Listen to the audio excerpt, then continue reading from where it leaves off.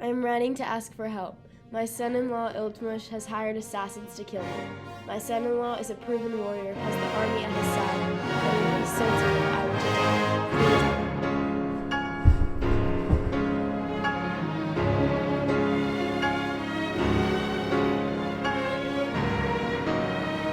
We live in the fastest growing nation in the world, a sultanate of 80 million people, and in just a lifetime soon to be 100 million. Delhi is the center of our world economy. Thousands of traders store their goods in our emporium. Thousands of travelers travel to our Ganges. The Turks have brought with them new weapons such as the Charka method that have improved cotton production, as well as new weapons such as the lance.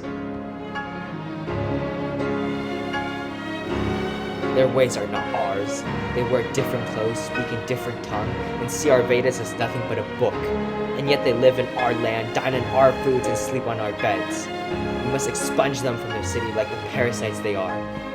It was we who built this country from the dirt hill hole into the most powerful nation in the world. It was we who built the Qutub Minar. It was your Mameluke father and his father that conquered this backwater and turned it into a palace. It was not the Hindu. They tax our people with their laws.